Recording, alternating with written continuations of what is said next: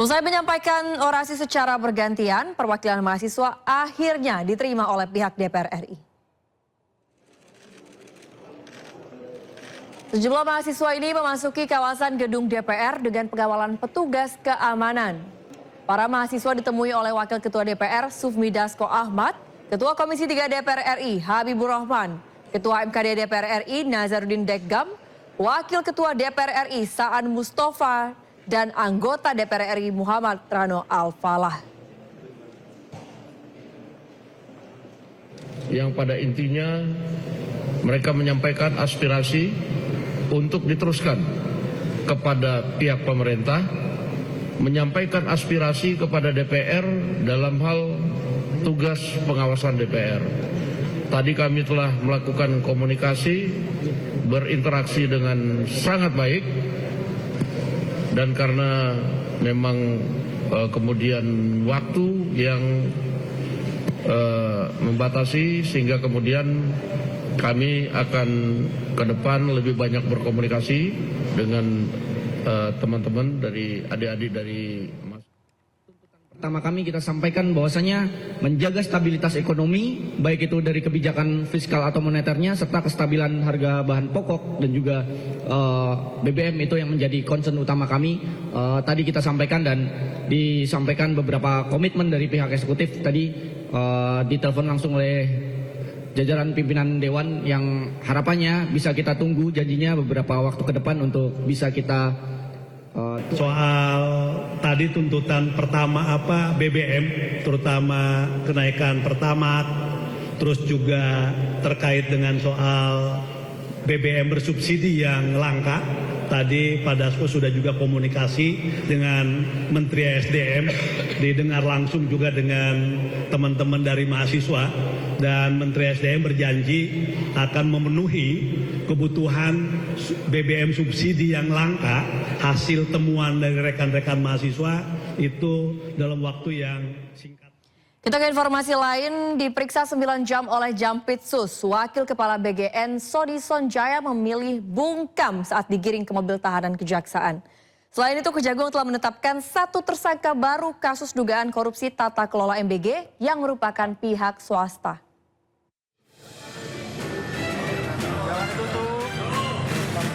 Selesai diperiksa oleh Jampitsus selama 9 jam, Wakil Kepala Badan Gizi Nasional Sony Sonjaya keluar dari gedung Jampitsus Kejaksaan Agung Kamis malam. Meski terus diberondong pertanyaan oleh awak media, Sony Sonjaya memilih bungkam dan terus berjalan masuk ke mobil tahanan kejaksaan. Sementara itu, Jampitsus Kejagung telah menetapkan 1 tersangka baru kasus dugaan korupsi tata kelola MBG pasca pemeriksaan saksi-saksi. Tersangka berinisial GHS ini merupakan pihak swasta. Peran tersangka GHS ini adalah menjual titik dapur LSK menjadi mitra BGN, usai penunjukan oleh Kepala BGN Dadan Hindayana. Bahwa setelah melakukan pengaturan titik-titik SPBG tersebut, saudara GHS setelah melawan hukum memberikan sejumlah uang, baik mata uang asing maupun mata uang rupiah kepada saudara DH, yang diberikan secara tunai dan bersumber dari mitra-mitra MBG yang meminta bantuan kepada saudara GHS agar menjadi mitra MBG. Meminta bantuan kepada saudara GHS dan saudara DH agar menjadi mitra MBG. GHS akan ditahan di Rutan Salemba Cabang Kejaksaan Agung selama 20 hari ke depan. Selain penetapan tersangka baru, Kejagung juga menyita 1 mobil dari salah satu tersangka berinisial AYS. Tim Liputan iNews melaporkan. Sebelumnya pemirsa, Kejaksaan Agung RI mengungkap 1 nama lagi dari pihak swasta yang menjadi tersangka baru dalam kasus dugaan korupsi makan bergizi gratis. Siap, mantap. Dalam konferensi pers yang digelar di Kompleks Kejagung, Direktur Penyidikan Jampitsus Kejagung Syarif Sulaiman menetapkan 1 tersangka baru dengan inisial AM yang merupakan komisaris dan pengendali PT YAT. AM diduga merupakan pihak swasta yang bekerja sama dengan BGN dalam pengadaan barang yakni motor listrik. AM diduga melakukan penggelembungan dana atau markup untuk setiap sepeda motor listrik. Syarif juga menyampaikan masih ada beberapa pengadaan barang lain yang tengah diselidiki oleh Kejagung.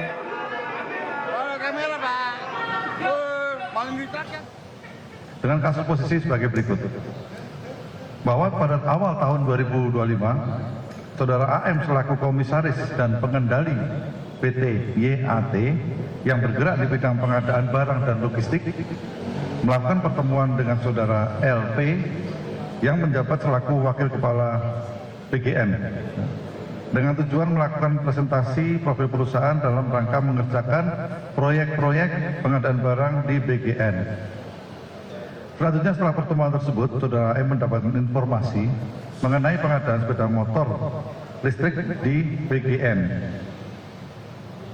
Bahwa kemudian saudara AM secara melawan hukum sejak bulan Februari 2025 melakukan komunikasi aktif dengan PPK untuk menindaklanjuti rencana pengadaan tersebut. Padahal PT YAT belum memiliki dealer atau bengkel aktif serta tidak memenuhi persyaratan dan proses pengadaan pada saat itu juga belum dimulai. Bahwa oleh karena PT YAT tidak memenuhi syarat selaku vendor dalam pengadaan sepeda motor listrik, untuk memudahkan dalam memenangkan kegiatan pengadaan sepeda motor listrik tersebut, saudara M bekerjasama dengan saudara AA dengan melakukan akuisisi PT ASE dan melakukan komunikasi aktif dengan para pihak pelaku pengadaan. Bahwa saudara M secara hukum melakukan penggelembungan harga atau markup untuk setiap unit sepeda motor listrik dengan tujuan mendekati paku yang tersedia dalam pengadaan tersebut. Pemirsa, sebelumnya Kejagung juga sudah menetapkan tersangka lainnya dari pihak swasta, Asep Yusuf Sumantri atau AYS dalam kasus dugaan korupsi tata kelola program makan bergizi gratis. Asep merupakan pihak swasta yang mengatur letak dapur MBG dan mitra SPPG.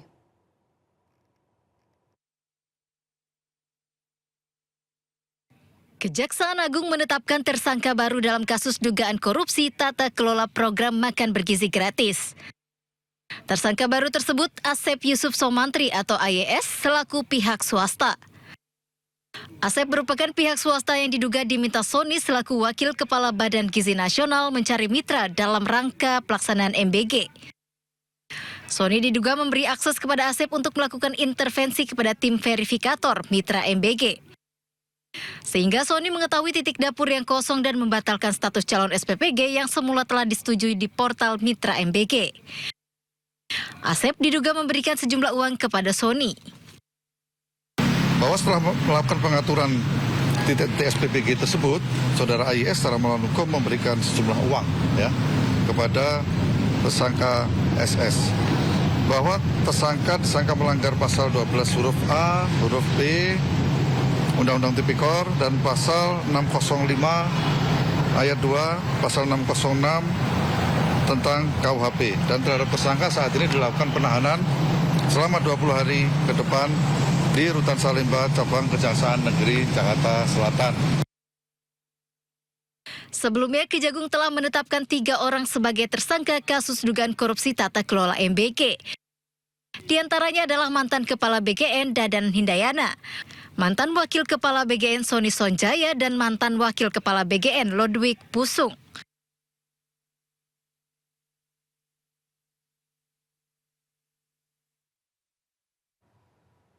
Libur tahun ajaran baru dimulai pekan depan. Selama liburan, anak sekolah tidak lagi mendapat menu MBG demi menghemat anggaran negara hingga 3 triliun. Tapi rupanya upaya hemat anggaran itu diprotes para pengusaha dan pemilik dapur MBG. Ada yang tidak rela makan bergizi gratis dihentikan sementara selama libur sekolah, meski tujuannya untuk menghemat anggaran negara. Protes disampaikan para pengusaha dan pemilik dapur MBG yang tergabung dalam Himpunan Masyarakat Dapur Generasi Emas atau HMD Gemas. HMD Gemas menyebut penghentian sementara MBG akan berdampak pada usaha pemilik SPPG hingga petani dan peternak supplier. Protes serupa juga disampaikan Gabungan Pengusaha Makan Bergizi Indonesia. GAPMB menilai penghentian MBG saat libur sekolah menimbulkan ketidakpastian bagi mitra SPPG. Sebelumnya, melalui surat edaran, Badan Gizi Nasional memutuskan untuk menghentikan MBG selama libur sekolah. SPPG juga tidak mendapat insentif 6 juta per hari. Dengan adanya keputusan itu, negara bisa hemat hingga 3 triliun rupiah. Jumlah SPPG yang telah beroperasi 27.820 dikalikan dengan insentif per hari itu selama 18 hari, maka kita sudah bisa melakukan efisiensi insentif SPPG itu sebesar 3 triliun 4 miliar 560 juta. Lumayan angkanya ya. Sebelumnya di era kepemimpinan Dadan Hindayana yang kini tersangka korupsi, MBG diberikan non-stop, baik saat libur sekolah bahkan saat Ramadan. Siswa tetap harus ke sekolah untuk ambil menu MBG. Tim Liputan iNews melaporkan.